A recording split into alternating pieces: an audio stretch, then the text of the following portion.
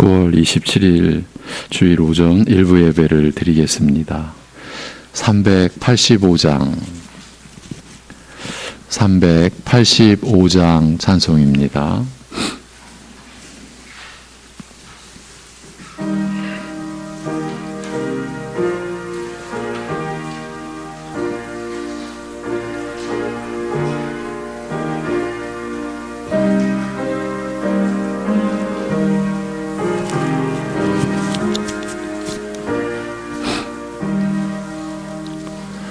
못 박혀 죽으신 하나님 어린 양 믿습니다. 죄속함 받고서 이 몸과 맘 들여 간절히 빌 때에 들으소서.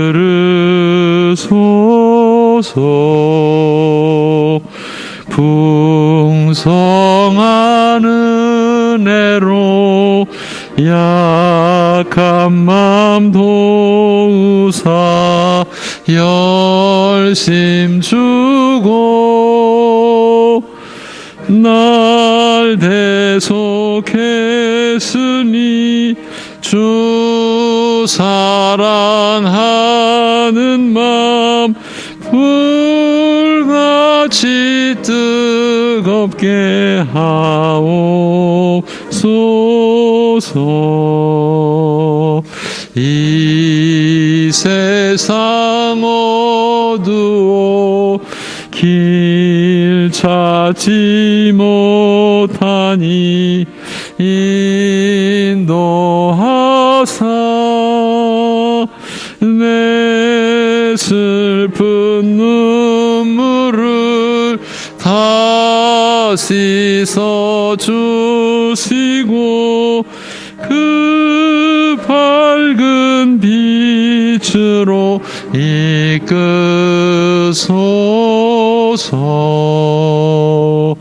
내 생명 꿈같이 이 세상 떠날 때 부르시고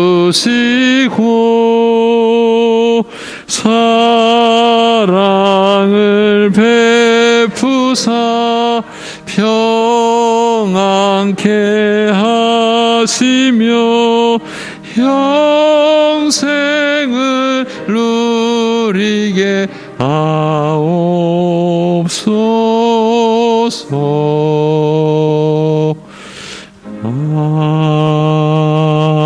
아멘. 이제 우리 함께 하나님 아버지 앞에서 사도신경으로 신앙 고백 드리겠습니다.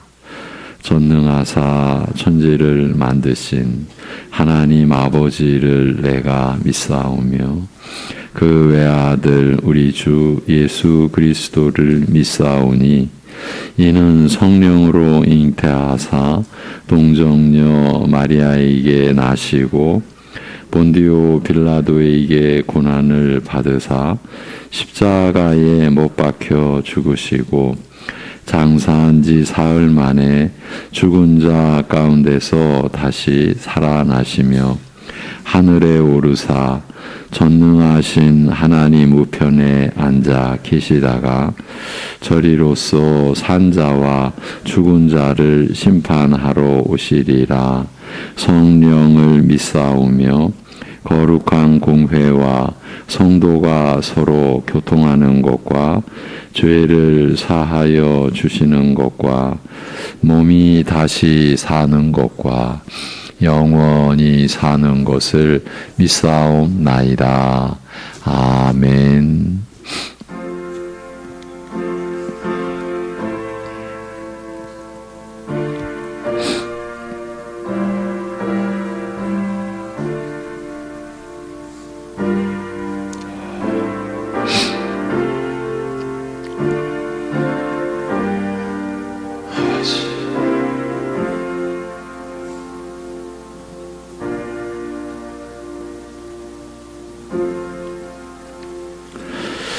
무릇 하나님께로부터 난 자마다 세상을 이기느니라. 세상을 이기는 승리는 이것이니 우리의 믿음이니라. 예수께서 하나님의 아들이심을 믿는 자가 아니면 세상을 이기는 자가 누구냐? 아멘.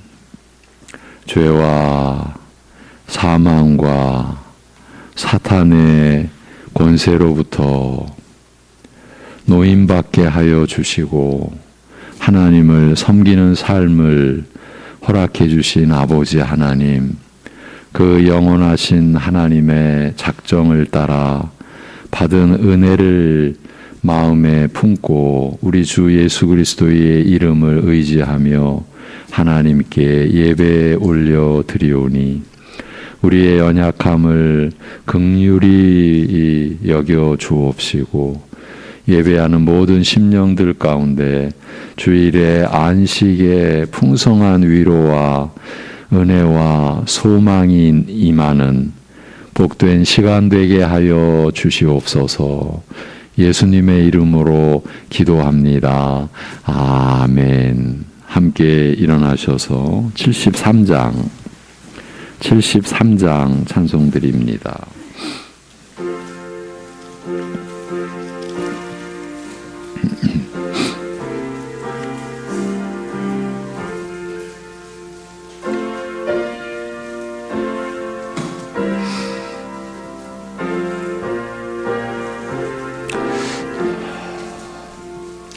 내 눈을 들어 두루 살피니 산악이라. 날 돕는 구원 어디서 오나? 그 어디서? 하늘과 땅을 지은 여호와 날 도와주심 확실하도다.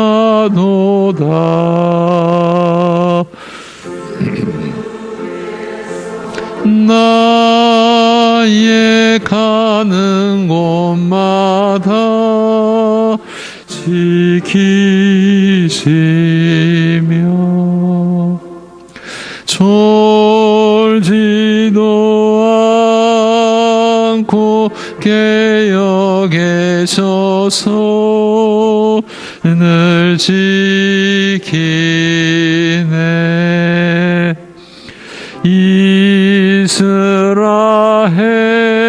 이스라엘을 지키시느니 쉬지도 않고 살펴주시네. 여호와 나의 보호자시니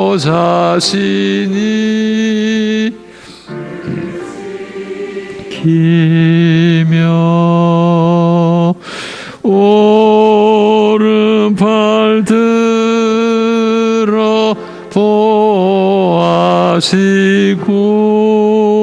그늘 대네.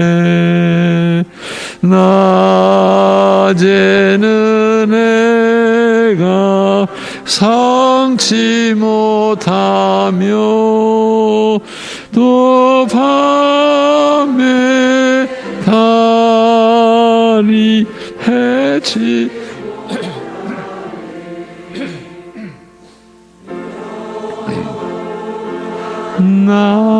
나의 영혼 지키사 돌보시며 내 모든 죄를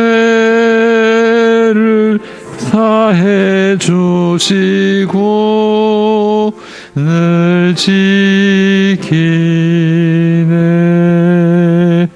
이제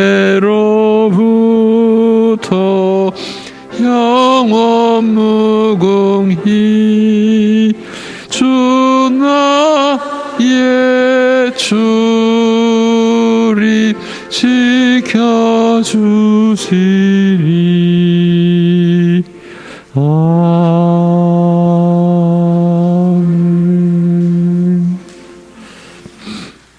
교동문 43번 시편 99편입니다. 여호와께서 다스리시니 만민이 떠올 것이요.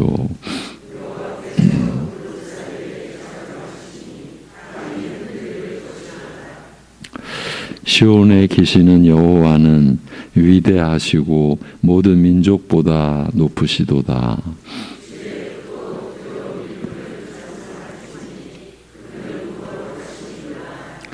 능력 있는 왕은 정의를 사랑하느니라. 주께서 공의를 견고하게 세우시고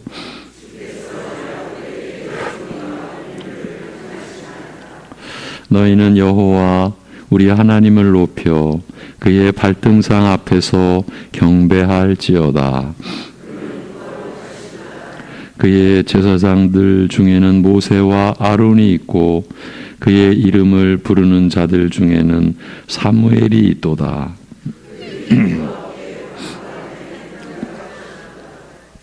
여호와께서 구름 기둥 가운데서 그들에게 말씀하시니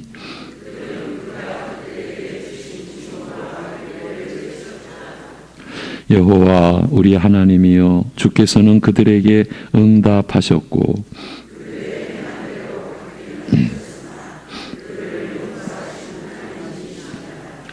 너희는 여호와 우리 하나님을 높이고 그 성산에서 예배할지어다. 여호와 우리 하나님은 거룩하심이로다. 아멘.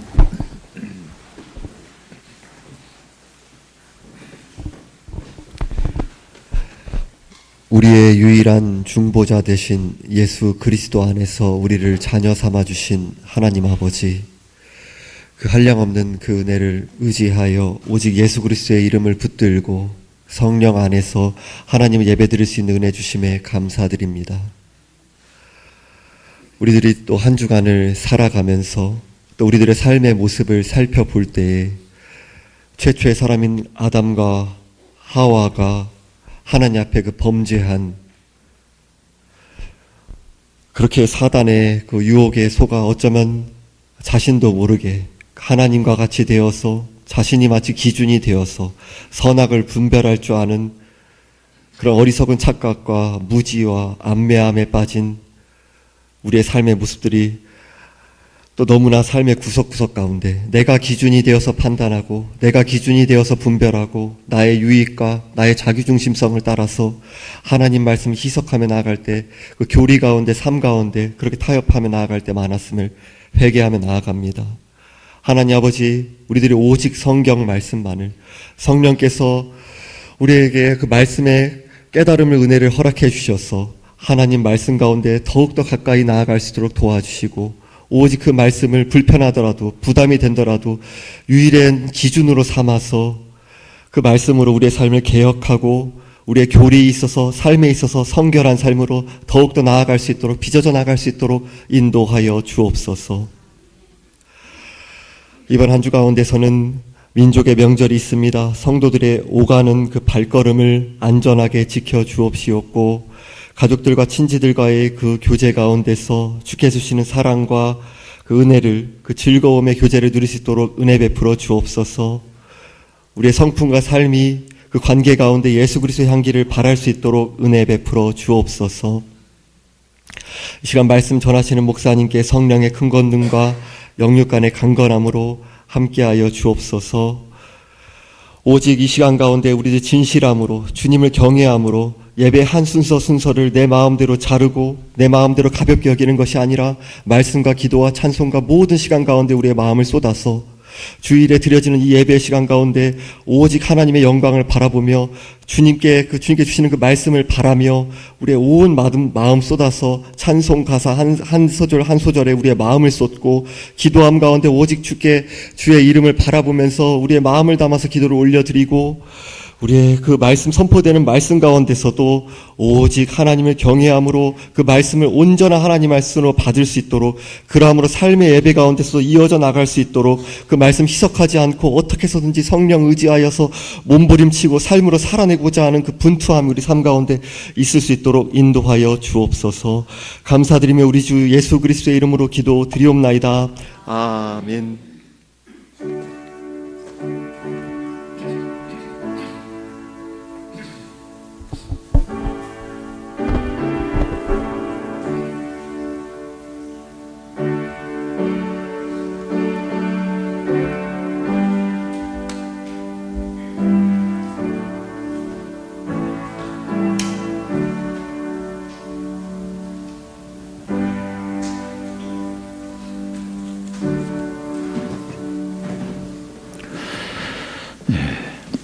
이어지는 찬송은 453장 찬송입니다.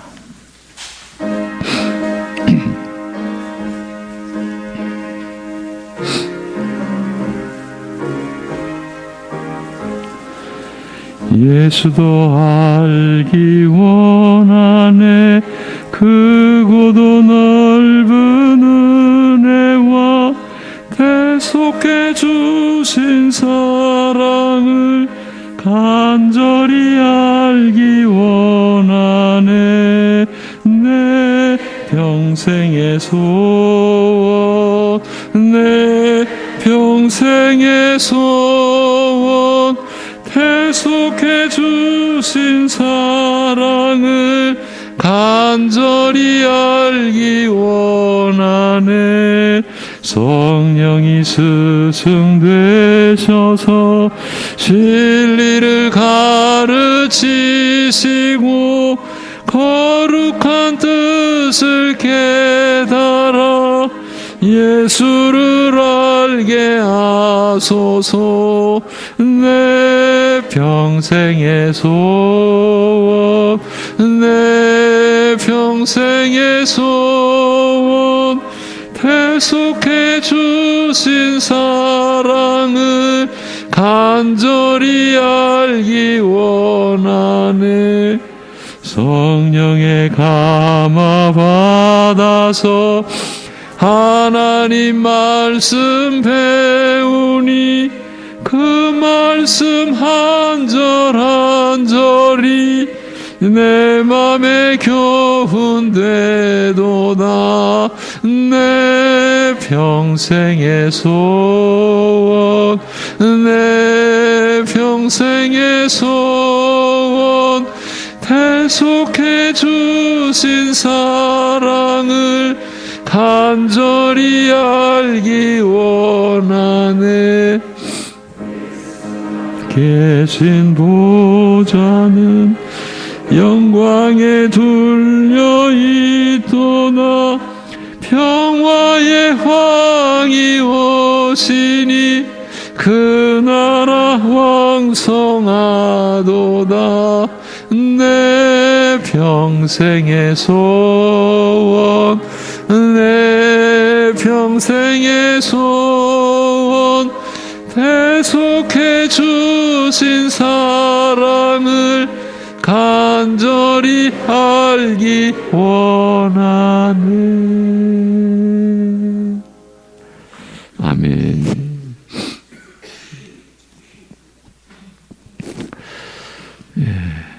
끝이 없고 한이 없는 긍휼을 베풀어 주셔서 우리를 하나님 아버지 앞에 오늘도 불러주시고 인도하여 주신 아버지 하나님, 우리의 영원하신 아버지 하나님 앞에 저희가 예배를 드리며 아버지께서 베풀어 주신 그 사랑과 은혜를 의지하여 우리의 마음을 드리고 우리의 자신을 드리고, 그래서 아버지께서 주신 것 중에 일부를 구별하여 감사의 예물로 올려드리오니, 사랑하는 성도들의 마음을 담은 11조의 예물과 때를 따라 도우시는 은혜를 따라 고백되어진 감사의 고백과 하나님의 나라를 구하는 중심에서 선교와 건축과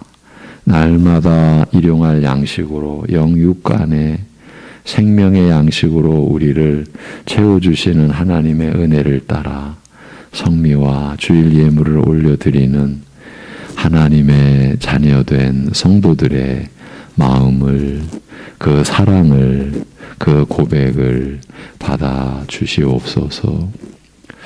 이 세상 사람들이 알지 못하는 하나님과 하나님의 나라 안에 속한 자로, 그리스도 안에 속한 자로 살게 된 우리이기에, 그러나 이렇게 된 연유가 우리에게 있지 않고 전적으로 하나님의 뜻과 사랑과 은혜로 되어진 일이고, 그것도 하나님의 뜻과 작정이 독생자 외아들 예수 그리스도를 죽이시는 은혜로 빚어진, 오직 그 일로 인해 우리에게 이 새 삶이, 새 생명이, 새 마음이 우리에게 주어졌으니, 우리의 살아가는 것이 하나님의 은혜를 나타내고 하나님의 사랑을 드러내는 그 일들로 점점 더 진실하게 채워지고,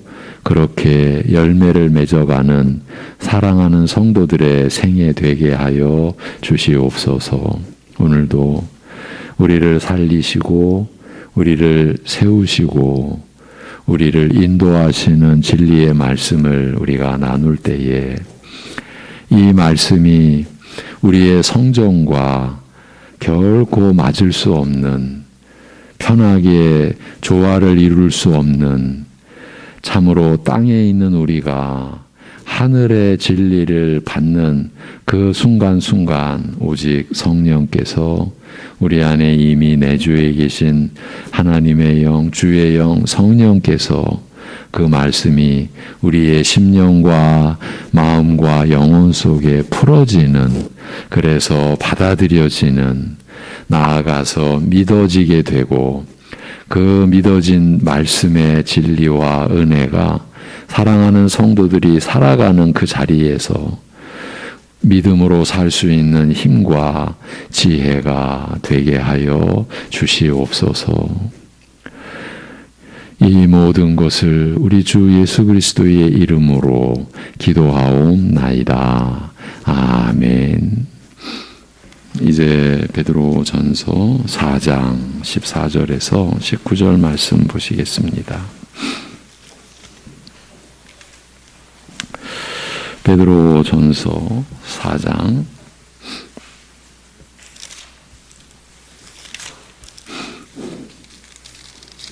14절에서 19절까지입니다. 그리스도의 이름으로 치욕을 당하면, 이 제목입니다. 14절에서 19절.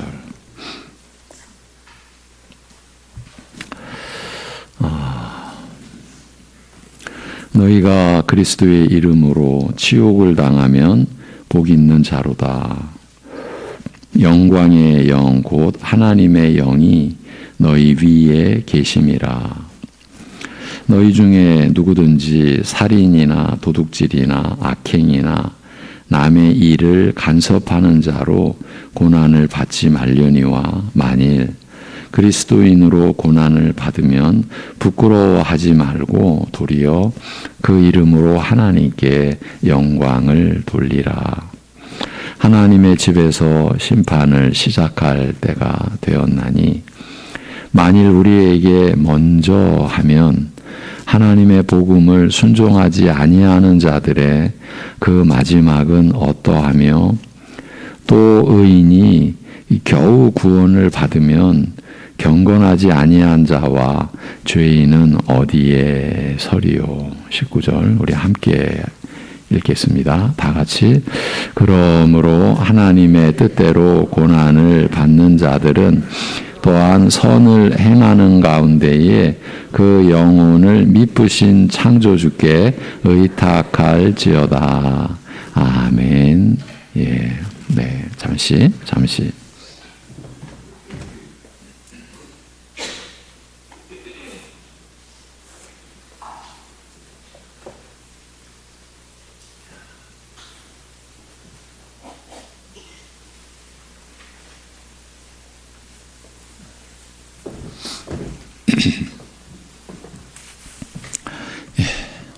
이 베드로 전서를 시작한 때가 작년 2022년 6월 26일 주일이었습니다.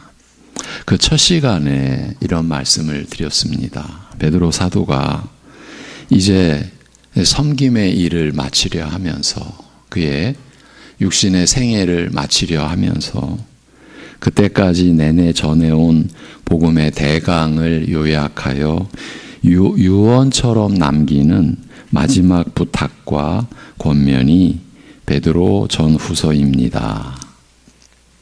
이런 말씀을 드렸었어요. 첫 시간에.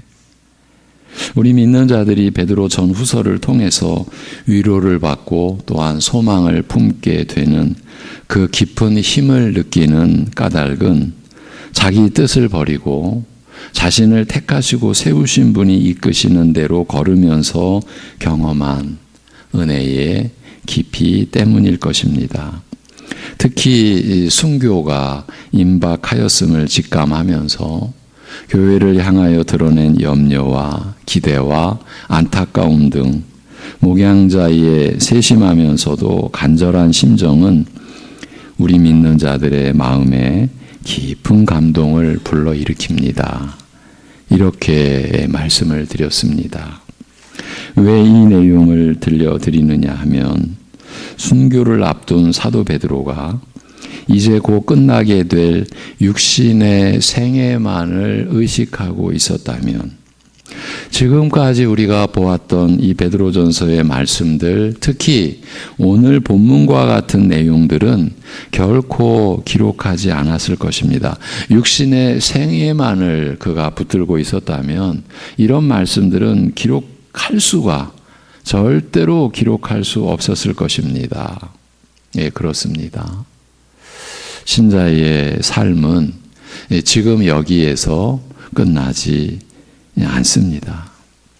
신자의 삶은 지금 여기에 이곳에서 끝나게 되어 있지 않습니다. 바울 사도가 로마서에서 만일 우리가 그리스도와 함께 죽었으면 또한 그와 함께 살 줄을 믿노니 이는 그리스도께서 죽은 자 가운데서 살아나셨음에 다시 죽지 아니하시고 사망이 다시 그를 주장하지 못할 줄을 알미로라고 기록한 대로 다시 죽지 않고 사망이 다시 주장하지 못할 그 약속의 나라, 영원한 나라와 그 안에서 누릴 영원한 삶이 신자를 기다리고 있습니다.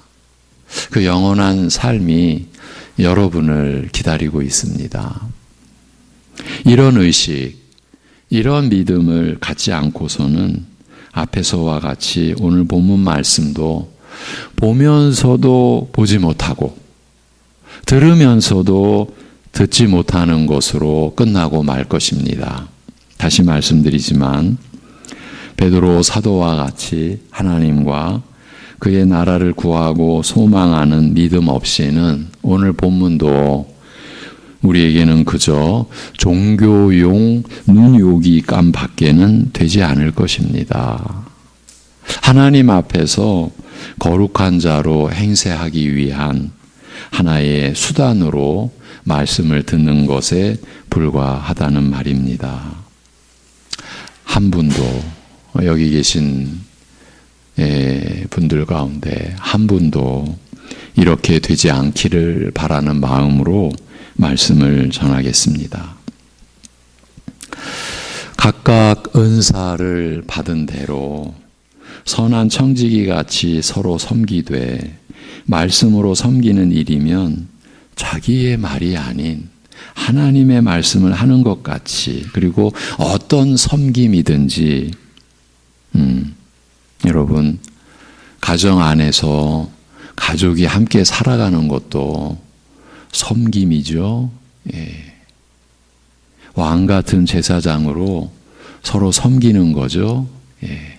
이렇게 어떤 섬김이든지 하나님께서 공급하시는 힘으로 섬기는 것 같이 하여 모든 일에서 오직 하나님께서 영광 받으시게 하라고 하였습니다. 전 시간의 내용이었죠.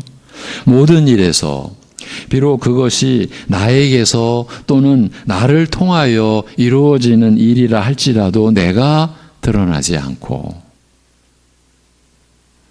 오직 하나님께서 드러나시며, 그러니까 여러분을 통해서 하나님이 드러나시는 거예요. 이것이 신자의 삶의 참 비밀이죠. 그리고 영광이죠.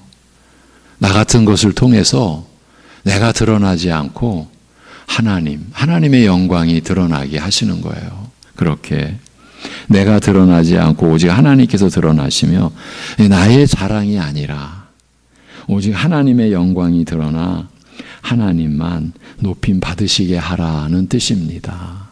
여러분, 우리 이런 말씀 앞에서 지난 날을 돌아보면 쥐구멍이 한 개 가지고는 부족하죠. 우리 지난 날 돌아보면 어떻게든 나를 드러내려 하고 드러내지 못해서 속상해하고, 그 속상한 게 단순히 찰나의 속상함입니까? 어느 때는 내 삶을 지배하죠. 속상해서. 내가 좀 자랑해야 되는데, 드러나야 되는데 그게 안 된 것 가지고 그렇게 속상해하고. 여러분, 어떤 사람은 그렇게 고개를 꼿꼿하게 하는 맛으로 자기를 드러내는 것으로 살고, 또 맞은편에서는 그렇게 못하는 그런 마음의 속상함과 겸손함이 아니라 열등감, 이런 것으로 우리가 살아왔던 지난날 돌아보면 우리에게 하나님의 형상이라는 영원히 영광된 하나님을 닮은 자로 우리를 창조하여 주시고 살게 하여 주신 그 하나님의 뜻을 우리가 얼마나 가렸는지, 얼마나 그 뜻을 참 욕되게 했는지 우리 모두가 참 부끄럽게 짝이 없죠. 그런데도 하나님이 우리를 오래 참아주시고 또 이런 말씀 앞에 우리를 세워주신 거죠. 여러분, 그런데 만일 신자가 방금 말씀드린 그 말씀대로만 살 수 있다면, 무슨 일을 하든지 내가 드러나지 않고 오직 하나님께서 드러나게 하시는 그런 삶을 살 수만 있다면 그는 흠잡을 수 없는 사람이라, 실제로 이 원칙을 따라서 완벽하게 살지는 못하더라도 적어도 끊임없이 이런 삶을 추구하기만 한다고 해도 그를 비난할 사람이 없으리라. 모든 사람으로부터 오직 칭송과 존경과 사랑을 받으리라고 생각하실지 모르겠습니다. 그러나 뜻밖에도 이렇게 살아가는 신자의 실제 삶은 불같이 혹독하고 힘겨운 시험이 끊임없이 닥치는 고달픈 삶이라고 말합니다. 이제 하나님의 부르심을, 순교의 때가 임박했음을 직감하고 있는 베드로 사도가 지금 자신과 성도들의 지난 날을 돌아보면서 이렇게 신자의 삶이 고달픈 삶이라는 것을 말하고 있는 거예요. 본인의 삶이야 어떠했겠습니까? 더욱이 이런 어려움을 겪는 것을 이상하게 생각하지 말라고 하는 것은 늘 겪는 일이라 익숙해진 탓에, 뭐가요? 불같은 시험의 그 어려움과 곤란함과 그 고통이 늘 겪는 일이라 익숙해진 탓에 이상하게 여기지 않게 되었거나 적어도 피할 수 없는 일이요 당연한 일이기 때문이라 할 수 있습니다. 끊임없이 닥치는 시험을 어떻게 받아들일 것인지에 대한 가르침은 여기에서 그치지 않습니다. 비록 괴롭고 힘들기는 하나 당연하고 불가피한 일이므로 체념하거나, 여러분, 이 인생의 하나의 기술이죠. 그냥 체념하고 살자. 인생 뭐 있어. 그냥 받아들이고 살면 되지. 여러분, 이건 절대로 교회 안의 이야기가 아닙니다. 신자된 여러분은 이런 식으로 우리의 삶을 그렇게 해석해버리면 안 됩니다. 그냥 체념하고 살자. 그러면 여러분을 부르신 하나님의 뜻은, 하나님의 마음은 어찌 되는 겁니까? 하나님은 어찌 되는 겁니까? 아들까지 죽이셔서 여러분을 이렇게 세우셨는데, 체념, 여러분 이거는요 세상의 기술입니다. 우리는 아닙니다. 이렇게 체념하거나 또 더 뭐라고 말할까, 성숙하다 그럴까요? 이거 성숙이 아닌데 담담하게 받아들이라. 담담하게 받아들여. 여러분 그렇지 않습니다. 체념하거나 담담하게 받아들이라 하지 않고요, 오히려 기뻐하고 즐거워하라고 말하고 있기 때문입니다. 그래서 여기서 그치지 않는다라고 말씀드린 거예요. 오히려 기뻐하라고, 즐거워하라고. 물론 하나님께서 우리에게 시험을 허락하시는 목적이 연약한 우리를 연단하여 온전하고 강하게 하려 하심인 만큼 하나님의 이런 선한 뜻을 생각하면 이것만으로도 충분히 기뻐할 이유가 되겠습니다만, 신자가 겪는 경험과 그런 시험과 고난에는 이보다 더 귀중한 뜻과 목적이 있음을 알리되 그리스도의 고난에 참여하는 것 같이 기뻐하라고 말합니다. 참 우리가 뭡니까? 우리가 뭐라고? 우리가 겪는 고난이 그리스도의 고난에 참여하는 것, 그것 같이, 그런 고난 같이 여기고 기뻐하라고 말하는 거예요. 이것은 그리스도께서 겪으신 고난에 못다한 부분이 남아 있어서 그 고난이, 그리스도의 고난이 모자라거나 부족한 부분이 있어서 우리의 고난으로 채워 온전케 한다라는 뜻이 아닙니다. 그리스도께서 겪으신 고난은 그 자체로 완전하여 충만한지라. 그렇죠? 그리스도의 그 고난은, 우리를 위한 고난은 완전한 거예요. 뭘 보태거나 뺄 게 없어요. 완전하여 또 충만한지라 더 채우거나 덧붙일 것이 전혀 없습니다. 바울이 골로새 교회에게 쓴 편지에서 유명한 구절이죠.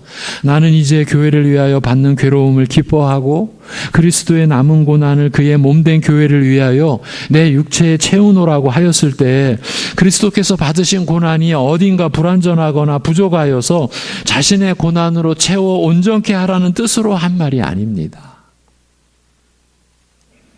또한 오늘 말씀에서 그리스도의 고난에 참여하는 것을 두고 그의 영광이 나타날 때 즐거워하며 기뻐하게 하려 함이라고 한 것은 신자가 겪는 시험의 고난이 장차 마지막 날에 누리게 될 영광을 위해 치르는 대가라는 뜻도 아닙니다.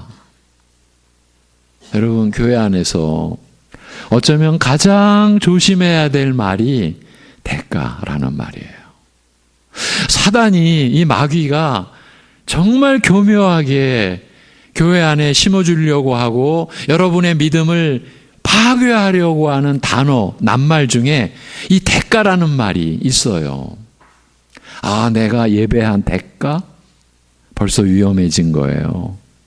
야, 내가 섬긴 대가?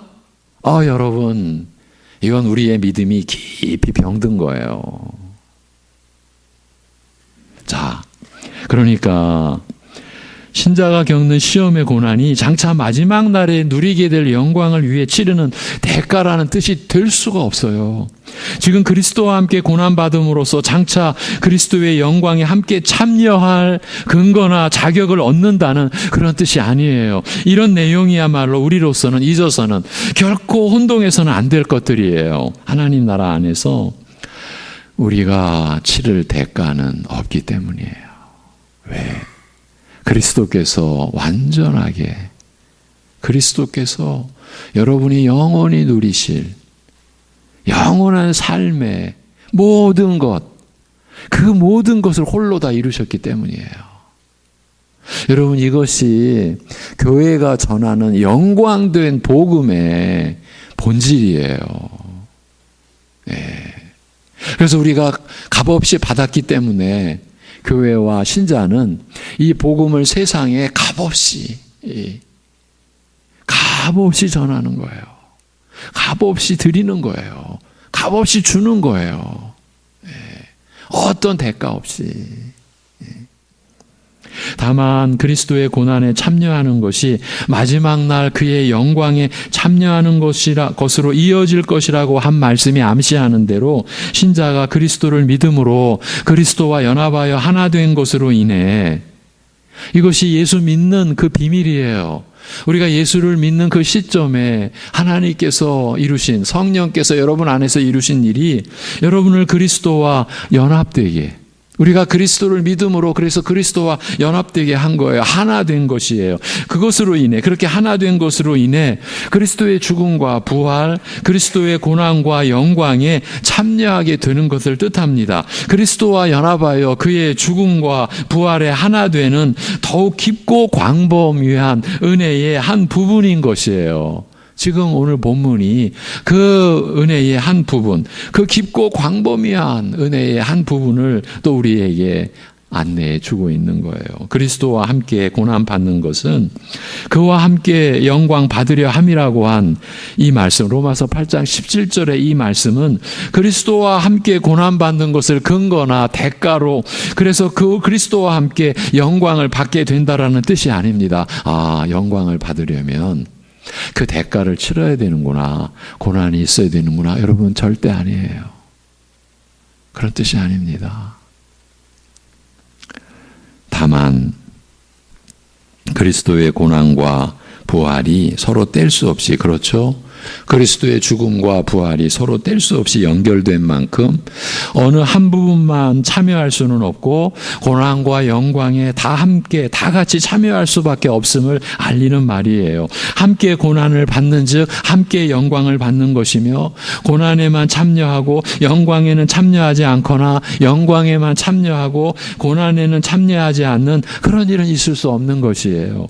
신자의 고난은 그리스도의 영광에 참여하는 것과 더불어 그의 고귀한 고난에도 참여하는 은혜라고 할 수 있습니다. 이 땅에서 겪는 고난의 시험조차 신자된 그를 연단하여 성결에 이르게 함으로써 점점 영광스러운 모습으로 변화하게 하는 과정인 것이에요. 이것이 신자의 일생이에요.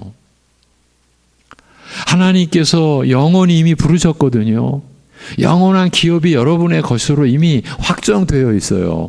하나님의 약속으로 인하여 우리에게 주어진 소망은, 그 소망이 과연 될까 안 될까? 이건 소망이 아니에요.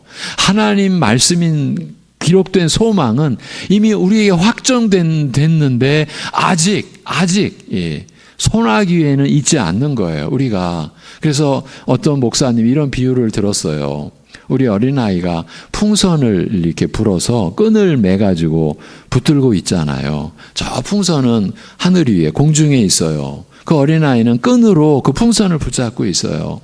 그 풍선이 어린아이의 손 안에 있지 않지만 그러나 끈으로 연결되어져 있는 것과 같이 하나님의 약속의 소망은 우리에게 그런 것이다. 있을까 말까? 여러분, 이렇게 하면 하나님이 복 주실까?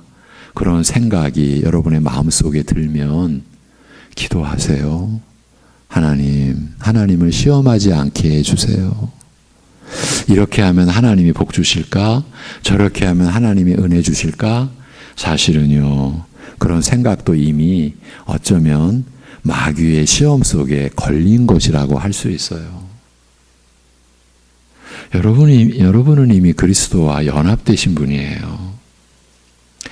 믿는 자는 영생을 가졌다. 그리스도를 믿는 자에게는 영생의 축복이 이미 주어졌어요. 이렇게 하면 복 주실까? 저렇게 하면 복 주실까? 신자는 그렇게 해서 하는 것이 아니라 이미 확정된 영원한 기업을 소유한, 이미 넘치도록 우리는 상상할 수 없는 복을 받은 자로서 우리는 말씀대로 서로 섬기며 서로 사랑하며 살아가는 거예요.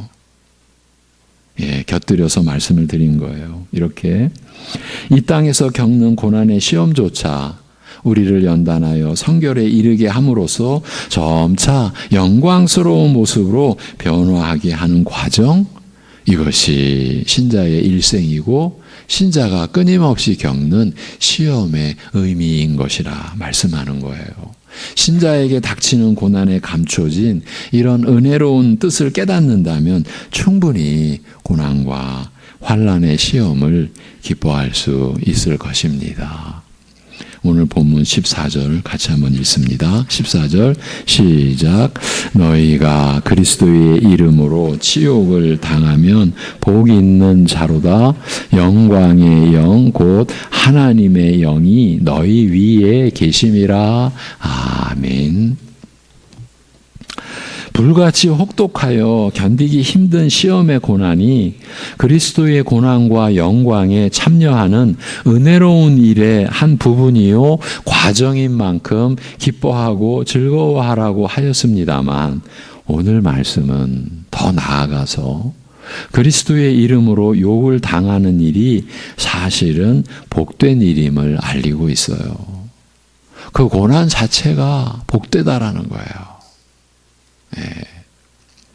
치욕을 당한다, 이 욕을 받는다는 말은 비난과 조롱과 멸시를 받는다는 뜻이에요.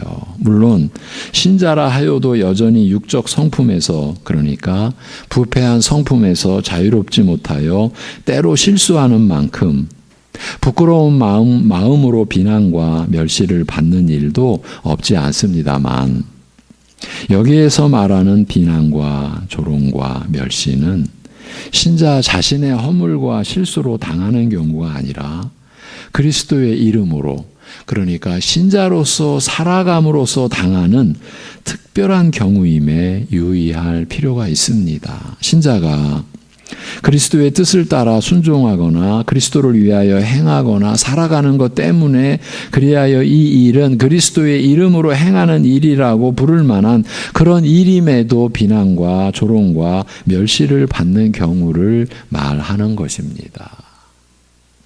오늘 말씀은 신자가 이런 일을 겪는 것을 두고 복되다라고 말합니다. 여러분, 이때 비난과 조롱과 멸시를 하는 그 대상이 어쩌면요, 우리 신자끼리의 경우에도 일어날 수 있어요.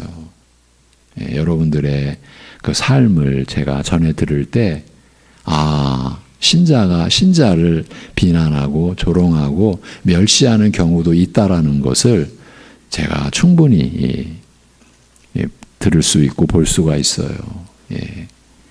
이런 식이죠. 너만 신자냐? 이렇게 나오는 거죠. 말씀을 따라 더 온전하게 순종하며 살려고 하는 신자를 향하여 같은 신자이면서도 누군가 야, 너만 신자냐? 너만 신자인 척하냐? 이런 일이 있을 수 있어요. 실제가 그래요. 그런데 오늘 말씀은 그런 일을 겪는 것을 두고 복되다라고 말합니다. 복되다, 행복하다라는 말은 가장 바람직하여 누구나 바라고 선망하며 사모하고 바라는, 생각만 하여도 기쁨과 즐거움으로 미소와 웃음을 절로 짓게 되는 상태나 처지를 뜻하죠. 복되다, 행복하다라는 것은요. 물론 그 복과 행복의 내용과 질은 사람에 따라서 천차만별이라 할지라도 복되다, 행복하다는 말 자체는 각 사람에게 가장 바람직한 상태, 간절하게 사모하고 원하는 처지를 뜻하는 것만큼은 분명합니다. 그리스도의 이름으로 비난과 조롱과 멸시를 받는 것이 이런 것이라고, 그렇게 복되고 행복한 것이라고, 사람이 바랄 수 있는 최선의 것, 가장 바람직한 것이라고 말하고 있습니다. 그리스도의 이름 때문에 칭송과 사랑과 존경을 받는 것, 누구나 선망할 만한 이런 것을 두고, 그러니까 그리스도의 이름 때문에 칭송받고 사랑과 존경을 받는 것, 누구나 선망할 만한 이런 것을 두고 복되다고 하면 뭐가 잘못되기라도 하는지, 하필이면 그리스도의 이름 때문에 비난과 조롱과 멸시받는 것을 두고 복되다고 말하는가 되물으며 납득하지 못하거나 불만스러워 할지 모릅니다. 이런 마음도, 이런 성향도 우리 안에 누구나 있지요.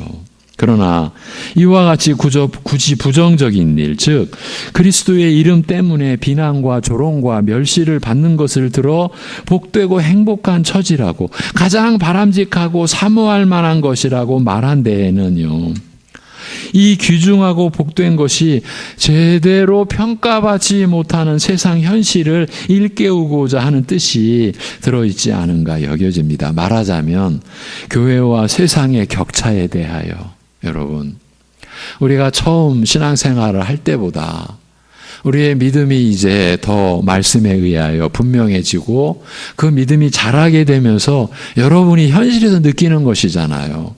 여러분의 삶과 이 세상이 뭔가 점점 멀어져 가잖아요.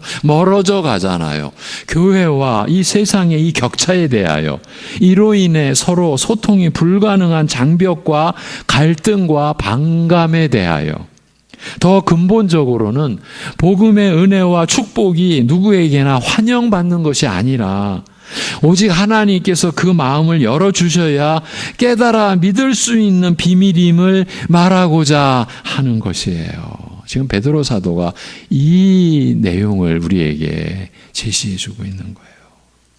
복음의 은혜와 축복이 누구에게나 환영받는 것이 아니다. 두렵지만 그러나 말씀드리지 않을 수가 없어요. 우리 교회 안에서도 이 말씀은 적용이 되어져요. 오직 하나님께서 그 마음을 열어주셔야, 여러분, 그래서 복음의 은혜와 이 복으로 복됨을 누리며 살아가는 신자라면요, 그렇게 된 것이 오직 하나님께서 자기 마음을 열어주셔서 깨닫게 되어서 알게 된 것을 아는 만큼 겸손, 그렇죠? 아는 만큼 겸손으로 열매가 맺어져야 되죠. 네, 그것으로요, 남을 판단하고요, 남을 멸시하는 단계까지 가면은요, 그 상대방이, 지금 그 판단받는 상대방이 불쌍한 게 아니라 제 자신이 정말 불쌍한 존재가 되는 거예요. 이것이 하나님 나라의 역설이에요. 네. 그러니까 믿음은요, 모든 사람의 것이 아니에요. 두렵지만 이렇게 말씀드리지 않을 수가 없어요. 오직 하나님께서 그 마음을 열어주셔서 깨달아 믿게 해주시는 거예요. 지금 베드로 사도는 이 얘기를 하는 거예요. 그러니까 이 귀중하고 복된 것이 제대로 평가받지 못하는 이 세상 현실을 일깨워주는 거예요, 우리에게. 그렇게 선하게 산다고 이 세상이 선하게 대접해 주리라고 결코 기대하지 말아라.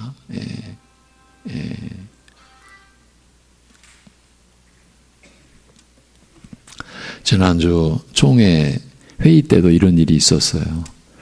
이제 총회 회의 중에 전화 벨소리가 울렸어요. 인도하시는 분이 전화 왔습니다. 그래가지고 피곤했던 총대들이 한번 웃었죠. 예수님께서는 산상수훈에서도 비슷한 예를 들어 이렇게 가르치셨습니다. 그러니까 이런 말씀이 성경 어디에서나, 그리고 예수님께서 친히 하신 말씀이에요. 의를 위하여 박해를 받은 자는 복이 있나니 천국이 그들의 것임이라, 이렇게 말씀하세요. 나로 말미암아 너희를 욕하고 박해하고 거짓으로 너희를 거슬러 모든 악한 말을 할 때에는 너희에게 복이 있나니. 그러니까 신자된 여러분을 핍박하고 욕하는 것은요, 거짓으로 너희를 거스르는 거다, 이렇게 말씀하신 거예요. 저들이 진실한 사람들이 아니라는 거예요. 거짓으로 너희를 거슬러 모든 악한 말을 할 때에는 너희에게 복이 있나니 기뻐하고 즐거워하라. 예수님의 말씀이에요. 하늘에서 너희의 상이 큼이라. 너희 전에 있던 선지자들도 이같이 박해하였느니라. 의를 위하여 박해를 받은 자는 복이 있나니 천국이 그들의 것임이라고 하신 말씀은 하나님 나라에 속한 자는 바로 의로움 때문에 핍박을 받는 일이 불가피하나 불가피하다라는 거예요. 피할 수 없다라는 거예요. 바로 이것이 복된 일이라는 뜻입니다. 나로 말미암아 너희를 욕하고 박해하고 거짓으로 너희를 거슬러 모든 악한 말을 할 때에는 너희에게 복이 있나니 라고 하신 말씀은 그리스도 때문에 핍박과 욕을 당하는 것은 거짓으로 너희를 거스르는 일이라. 즉 참 실상과 가치를 알지 못하거나 부인하고 그 귀중함을 악의로 삐뚤어진 마음으로 훼손하고 짓밟는 일이라는 뜻이며, 이것은 신자와 세상, 교회와 세상 사이의 먼 거리와 벌어진 틈을 암시한다, 이 내용이에요. 기뻐하고 즐거워하라. 하늘에서 너희의 상이 큼이라. 너희 전에 있던 선지자들도 이같이 박해하였느니라고 하신 말씀은 하나님의 사랑과 복음의 은혜를 부인하는 세상으로부터 핍박과 욕을 당한다는 것은 바로 너희가 세상에 속하지 않았다라는 그 사실을, 너희가 세상에 속하지 않은 그 사실을, 바로 복음 때문에 핍박을 받아온 옛 선지자들과 더불어 하나님 나라에 속하였음을 증명하는 확실한 증거인 만큼 기뻐하라. 그래서 즐거워할 일이라는 그 뜻인 거예요. 너희가 그리스도의 이름으로 치욕을 당하면 복이 있는 자로다라고 한 오늘 말씀의 뜻도 근본적으로 이것과 같을 것입니다만, 복된 이유를 좀 더 깊이 설명하되 영광의 영, 곧 하나님의 영이 너희 위에 계심이라고 말합니다. 베드로 사도가 여기서 우리 안에 내주에 계신 성령님, 성령 하나님을 거론하고 있습니다. 언급하고 있습니다. 여러분, 기본적인 질문을 여쭙니다. 성령님은 누구시죠? 너무 뜻밖의 질문이죠? 여러분, 성령님은 하나님이시죠? 하나님이세요. 어저께 이제 성경 교실이 있었는데 거기서 이런 질문, 예전에 뭐 성령 받아라, 뭐 성령 받으라, 뭐 복음성가도 뭐 성령 받으라, 이거 어떻게 이해해야 돼요? 여러분, 제가 방금 성령은 하나님이시라고 그랬죠? 그런데 피조물인 우리가 성령 받아라 이런 말 하면요, 그게 무슨 말이에요? 하나님 받아라 이 말이잖아요. 여러분, 그런 말, 그런 생각, 이거는 무지막지한, 여러분, 사람을 놓고도 그렇게 말할 수 없죠? 죄송합니다. 변재용 받아라. 이런 말이 성립이 됩니까? 그런데 우리는 하나님을 그렇게 말하면 어떻게 해요? 여러분, 그런 것에서 자유하셔야 돼요. 그런 말에 뭐가 있는 것 같아. 여러분, 그건 마귀의 시험에 당한 거예요. 어제도 제가 그런 질문을 받았어요. 우리 구역장 교육에서도 그런 질문을 받았고요. 왜냐하면요, 우리가 수십 년 전부터 그런 얘기를 들어왔거든요. 성령 받아라, 성령 받아라. 하나님 받아라, 하나님 받아라. 교회가 해서는 안 될 일을 하고 있는 거예요. 무서운 일을 하고 있는 거예요. 지금 베드로 사도가 영광의 영, 곧 하나님의 영이 너희 위에 계심이라고 말합니다. 성령께서 영광의 영으로 너희 위에 임하여 계신 증거라는 뜻입니다만, 성령께서 우리 신자 안에 거하시면서 죄로 부끄러운 우리의 모습을 성결한 모습으로 곧 영화롭게 변화하게 하시는 증거라고 말한 내용이, 이렇게 밝힌 내용이 뜻깊습니다. 만일 성령께서 우리 안에서 우리의 안과 밖을 성결하게 하시는 역사가 없다면요, 세상은 우리에게서 저희와 별다른 것을 보지 못하는 고로 잠잠할 것이에요. 그러나 성령께서 우리를 성결케 하시는 역사가 드러나 분명해지면, 그러니까 우리의 생애가 이어져 가면서 하나님의 뜻으로 그리스도 안에서 우리 안에 계신 성령께서 말씀으로 여러분을 점점 더 성결케 하시는 그것이 우리 신자의 생애 아닙니까? 그렇게 성령께서 우리를 성결케 하시는 역사가 드러나 분명해지면 이것의 귀중함이나 가치를 알지 못하는 세상은 오히려 이런 것이 싫고, 그러니까 여러분의 영광된 변화가 싫고, 여러분의 겸손해지고 온유해지는 그 성품의 변화, 그리스도를 닮아가는 성결해져가는 그러한 역사가 싫고 거스르는 나머지 격렬하게 부인하고 짓밟으며 비난하고 조롱하고 멸시하게 됩니다만, 그러나 이것은 바로 우리 신자의 안팎에서 우리를 성결케 하여 영화롭게 하시는 성령님의 역사가 진행되고 있다라는 증거이니까 복된 일이요 기뻐하고 즐거워할 일인 것입니다. 그러나 앞에서도 말씀드렸지만 성령께서 우리 안에서 우리의 안과 밖을 성결하게 하시는 역사가 없다면, 그런 열매가 없다면 세상은 우리에게서 저희와 별다른 것을 보지 못하는 거로 우리와 똑같네, 잠잠할 것이에요. 제가 목회로 여러분을 섬기기 시작할 때, 제가 정말 좌절했을 때, 한 35년 전 일입니다. 청년들과 금요일 밤마다 밤샜어요. 그때는 그게 허락이 됐었어요. 지금은 안 되지만. 때로는 10명, 때로는 20명, 몇 년 동안 금요일 밤마다 같이, 그러니까 금요 이제 철야 기도회가 마치면 청년들은 따로 모여서 밤을 샜어요. 찬양하고 말씀 보고 기도하고, 그거를 5년근 가까이 했어요. 그런데 그 중에 한 청년이 대학을 졸업하고 취직을 했어요.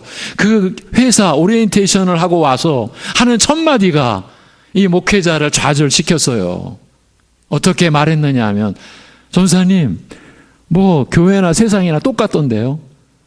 그 말에 제가 좌절한 거예요. 내가 뭐 했지? 내가 교회를 어떻게 가르쳤지? 내가 복음을 어떻게 전한 거야? 세상과 교회가 다르더라고요. 이렇게 말했어야지. 전사님 똑같은데요? 이 말에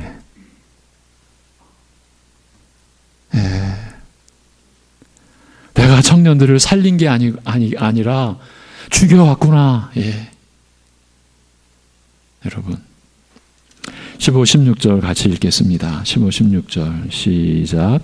너희 중에 누구든지 살인이나 도둑질이나 악행이나 남의 일을 간섭하는 자로 고난을 받지 말려니와, 만일 그리스도인으로 고난을 받으면 부끄러워하지 말고 도리어 그 이름으로 하나님께 영광을 돌리라. 아멘. 앞에서도 베드로전서 2장이었죠. 까다로운 주인을 섬기는 일과, 그러니까 노예인 신자가, 신분이 노예예요. 노예인 신자가 까다로운 주인을 섬기는 일과 관련하여 고나되, 부당하게 고난을 받아도 하나님을 생각함으로 슬픔을 참으면 이는 아름다우나, 죄가 있어 매를 맞고 참으면 무슨 칭찬이 있으리요. 그러나 선을 행함으로 고난을 받고 참으면 이는 하나님 앞에 아름다우니라라고 하였습니다. 오늘 말씀에서는 범위를 더 넓혀 이르기를, 살인 같은 흉악한 범죄나 도둑질같이 부끄러운 일, 그 외에 갖가지 악행과 심지어 남의 일에 끼어들어 간섭하기 좋아하는 사소한 허물로라도 흔히 오지랖이 없다고 말합니다만, 그런 일들로 비난이나 조롱과 멸시를 당하지 말라고 권합니다. 그런 다음 만일 그리스도인으로서 당하는 고난이라면, 그리스도에게 속한 자로서 그리스도 때문에 당하는 그런 고난이라면 조금도 부끄러운 일로 여기지 말고 오히려 이런 일로 하나님께 영광을 돌리라고 말합니다. 저희의 비난과 조롱과 핍박은 이 일의 진정한 가치와 귀중함을 알지 못하는 무지와 삐뚤어진 마음 때문인 만큼 전혀 개의치 말 것이며, 오히려 그 일을 통하여 하나님께서 그의 영광을 나타내신 것으로 알고, 그러니까 여러분의 그리스도의 이름으로 겪는 고난이 하나님께서 하나님의 영광을 나타내신 것으로 알고 하나님께 영광을 돌리라는 뜻이에요. 이제 끝으로 17절에서 19절 같이 읽습니다. 시작. 하나님의 집에서 심판을 시작할 때가 되었나니 만일 우리에게 먼저 하면 하나님의 복음을 순종하지 아니하는 자들의 그 마지막은 어떠하며 또 의인의 겨우 구원을 받으면 경건하지 아니한 자와 죄인은 어디에 서리요. 그러므로 하나님의 뜻대로 고난을 받는 자들은 또한 선을 행하는 가운데에 그 영혼을 미쁘신 창조주께 의탁할지어다. 아멘. 하나님께서 교회와 신자에게서 행하시는 거룩하고 선한 일들, 하나님께서 그의 영광을 나타내시는 일들의 실상과 귀중한 가치를 알지 못하고 오히려 부인하며 짓밟고 훼손하는 자들, 그 세상에 속한 자들에 대한 경고의 말씀이에요. 무서운 말씀이죠. 하나님의 집에서부터 심판을 시작할 때가 되어 그 심판이 우리 믿는 자들에게서부터 시작된다면 하나님의 복음에 거역하여 불순종하는 자들, 그 세상 불신자들의 결국이 어떠하겠는가라고 일깨우고 있습니다. 하나님의 집에서부터 심판을 시작할 때 그 심판이 우리 믿는 자들에게서부터 시작된다면 이렇게 기록되어 있으니까 의아스럽죠. 그런데 이것은 그 복음에 불순종하는 자들을 염두에 둔 표현입니다. 이렇게 이해하시면 됩니다. 하나님께서는 그의 집에서부터 심판하여 깨끗하게 하시되 어떻게? 그 사랑하시는 자녀와 백성에게도 매를 아끼지 않으시고 뼈아픈 징계로 죄에서 떠나게 하신다면 이런 의미예요. 여러분 지난 날을 돌아보시면요. 분명히 매를 맞으셨고 여러분 모두 또 뼈아픈 징계를 겪으셨을 거예요. 그렇게 해서 어떠한 일이 일어나요? 죄에서 떠나게 되는 거죠. 그렇게 죄에서 떠나게 하신다면 무지하여 악한 마음으로 복음의 은혜를 짓밟는 불신 세상을 판단하실 그 판단은 얼마나 엄중할 것이며 그들이 결국 당하게 될 마지막 심판은 얼마나 두렵고 비참할 것인지를 일깨우는 말씀인 거예요. 예. 우리를 혹독한 시험으로 연단하셔서 우리로 하여금 죄악을 벗게 하시고 변화되어 거룩한 하나님의 자녀로 세워가시는 그런 혹독한 시험을 기뻐하고 즐거워하라라고 하시는 말씀 안에는 이 복음에 거역하는 불순종하는 자들에 대한 이런 엄중한 말씀도 곁들여 있는 거예요. 예.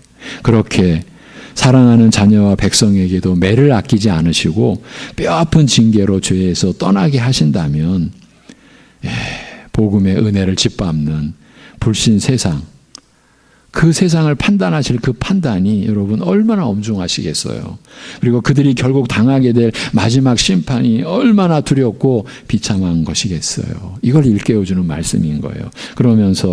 그러므로 하나님의 뜻대로 고난을 받는 자들은 또한 선을 행하는 가운데에 그 영혼을 미쁘신 창조주께 의탁하라고 권하는 거예요. 우리 믿는 신자들의 경우 이제 말씀을 마무리합니다.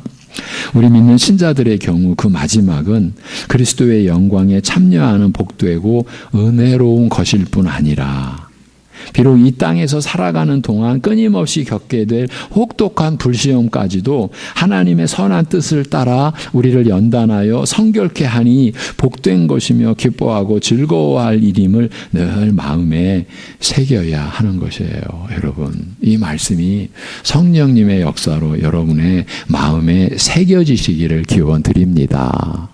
여러분, 우리가 혹독한 고난으로 연단을 받아서 성결케 되어져 가요.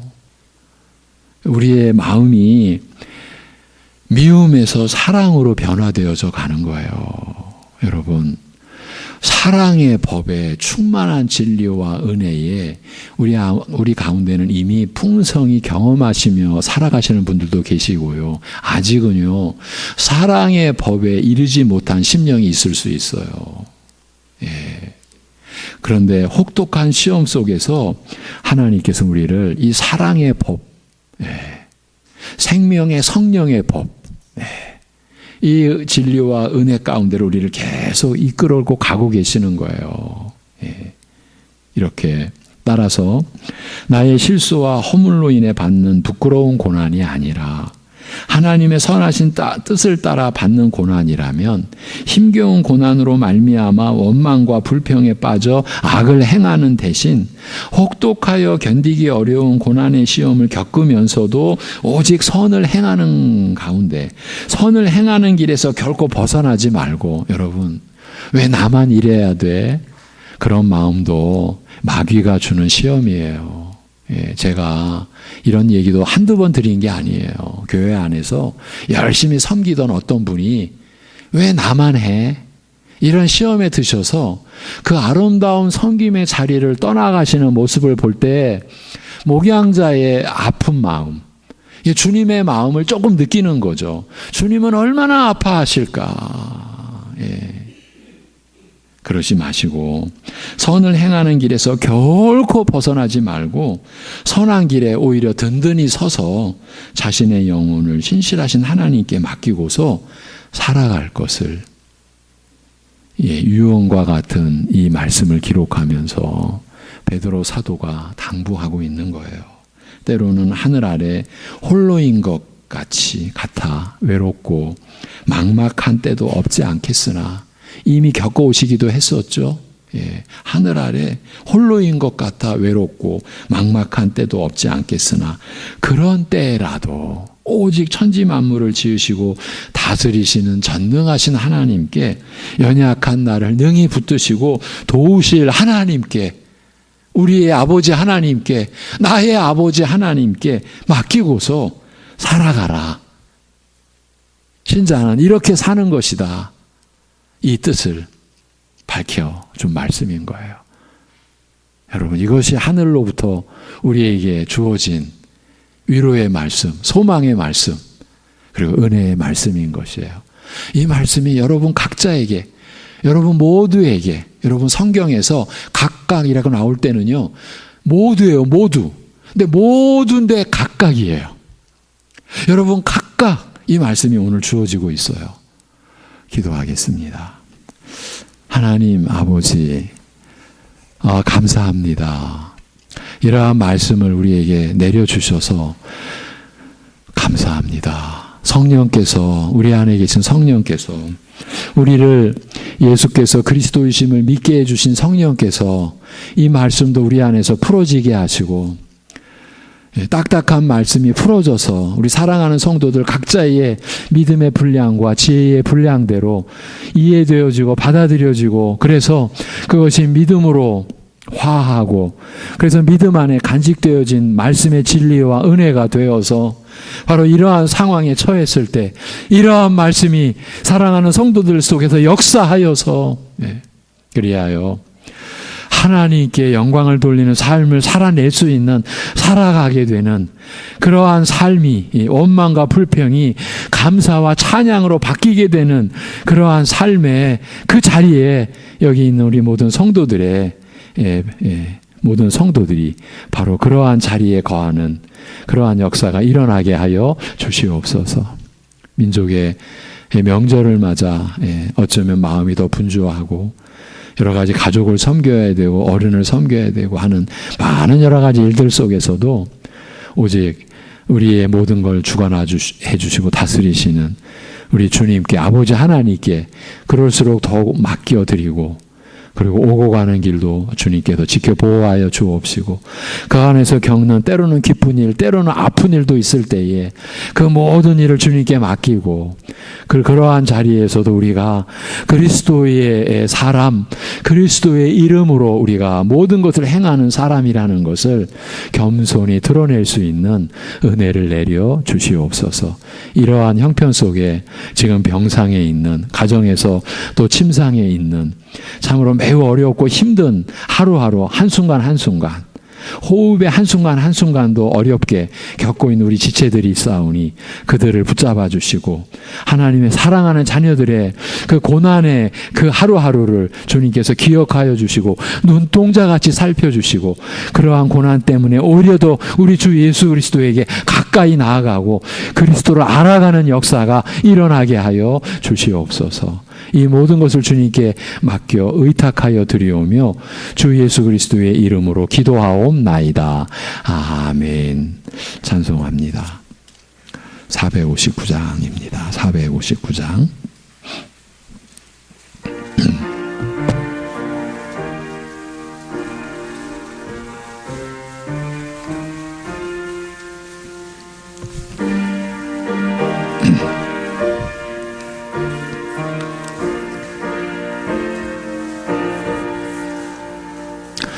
누가 주를 따라 섬기려는가?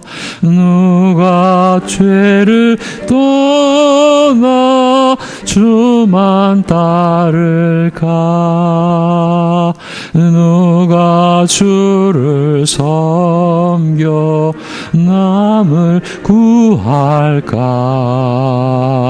누가 주의 뒤를 따라가려나? 부르심을 받아 주의 은혜로 주를 따라가네. 주만 따르네. 세상 영광 위에 따름 아니요 그 신 사랑이네. 주만 따르고 주가 내려주신 은혜 힘입어 주의 뒤를 따라 힘써 일하네. 부르심을 받아 주의 은혜로 주를 따라가네. 주만 따르네. 환난 핍박 많고 원수 강하나 주의 용사 더욱 힘이 강하니 누가 능히 이겨 넘어뜨리랴. 변함없는 진리 승리하리라. 기쁜 찬송하며 주의 은혜로 주를 따라가세. 주만 따르네. 아멘. 다음 주 말씀은 베드로전서 5장 1절에서 6절로 억지로 하지 말고 부득이하지 말고 이 제목의 말씀입니다. 그 교회 소식 위로 좀 올라가면 그 예배 안내에 추석 연휴 기간 새벽 예배 및 금요기도 안내가 있습니다. 일단 이번 주만 안내해 드립니다. 9월 28일, 29일 금요일 목금 새벽 예배 및 29일 금요 기도회는 추석 연휴인 관계로 갖지를 않습니다. 양지해 주시기 바랍니다. 이제 밑으로 내려와서 교회 소식 2부 예배 후에 당회가 있고요. 추석 가정 예배 순서지가 본당 뒤에 비치되어 있습니다. 아마 여러분이 사용하시는 SNS로도 보내진 걸로 아는데 혹시 보내졌지 않았다면 교육자실에 말씀해 주시면 여러분의 핸드폰으로도 보내드릴 수 있습니다. 추석 가정 예배 순서지를 사용하시면 되겠습니다. 또 추석 연휴 관계로 오늘 저녁 예배 후에 있을 구역 공과 교육도 없습니다. 구역 공과 교육도 없습니다. 추석 연휴 관계로 9월 28, 29일 목금 새벽 예배 영상 올리지 않습니다.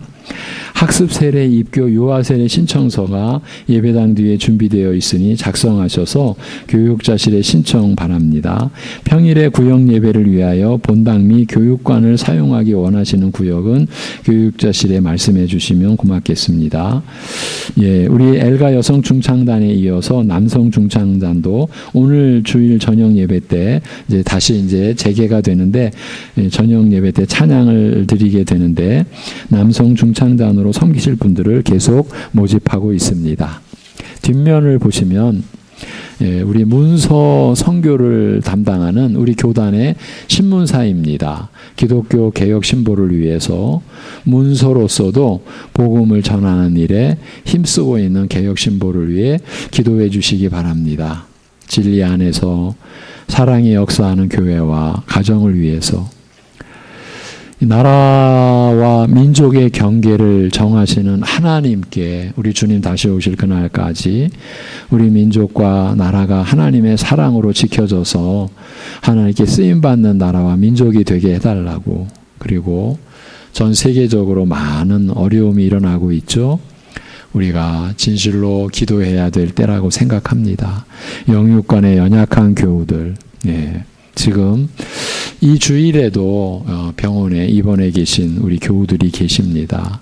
물론 가정에서 요양하고 치료받고 계신 분들도 계시고요. 서로 위해서 마음으로 기도해 주시기를 당부드립니다. 다음 장, 이번 주 묵상 구절이라고 되어 있죠. 요한복음 14장 6절. 제가 성경을 암송해 달라고 하는 구절이 많지 않죠. 그런 부탁을 제가 잘 안 드리죠. 그런데 요한복음 14장 6절은 반드시 암송하셔야 돼요. 여러분, 아들이신 예수 그리스도로 말미암지 않고 아버지께로 가는 어떠한 모든 것, 결코 그런 일이 일어나서는 안 돼요. 그건 그야말로 저주예요. 자, 요한복음 14장 6절 같이 읽습니다. 시작. 예수께서 이르시되 내가 곧 길이요 진리요 생명이니 나로 말미암지 않고는 아버지께로 올 자가 없느니라. 아멘. 꼭 묵상뿐만 아니라 암송 구절로 여러분에게 제시해 드립니다. 축도함으로 오늘 예배 마칩니다.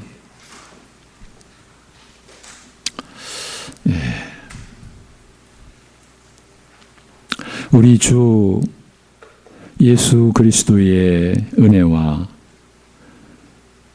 아버지 하나님의 사랑과 성령님의 교통하심이